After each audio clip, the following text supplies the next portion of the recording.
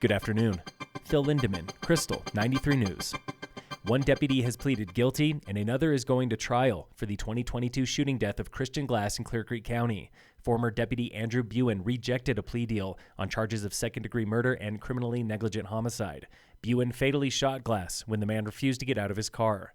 Former Sergeant Kyle Gould was monitoring that incident from home via body cam and giving orders to Buin. Gould pleaded guilty to criminally negligent homicide and reckless endangerment. You can expect to see smoke in coming weeks from local pile burning. Firefighter Hannah Olsen with Summit Fire and EMS. That is a great way to build a defensible, safe buffer around our communities through fuels treatment and then pile burning. The Forest Service and others are burning thousands of slash piles countywide in Breckenridge, Frisco, Keystone, and Silverthorne. Summit Fire is honoring Lisa Lewis of Ruby Ranch for making her neighborhood safer against wildfire. Lewis worked with the fire department and the Forest Service to spearhead clear cutting in northern Silverthorne. She also inspired neighbors to trim deadfall on private property and help secure money for upgraded hydrants.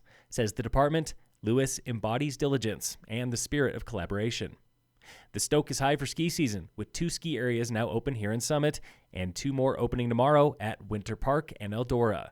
But between all 4, there will be just 7 runs for thousands of people. Sheriff Jamie Fitzsimons with a reminder about ski collisions. If you do run into somebody, stop, identify yourself, report it to ski patrol. Don't turn a minor little incident into a crime. Opening next Friday, November 10th, are Breckenridge and Vale.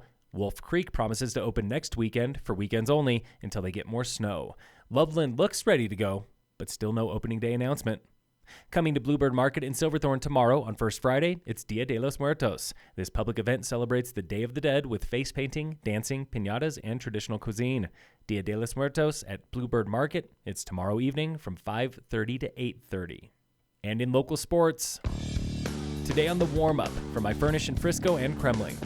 Who does the Summit Girls Rugby team fear more than anyone in the state? I think it's going to be our own team right here. I think they're going to give us a run for our money. That was junior Olivia Lyman at practice yesterday. If it's not them, it's going to be East. So both of them, we're ready for them. Summit is sending 2 squads to the state tournament this weekend after a sobering loss at regionals in Idaho last weekend.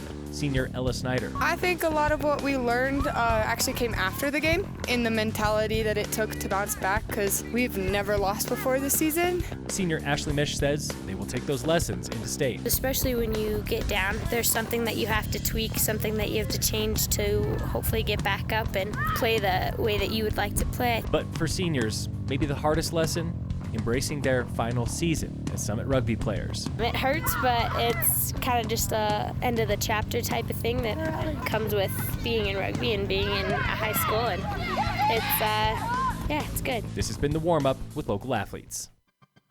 Phil Lindemann, Krystal, 93 News.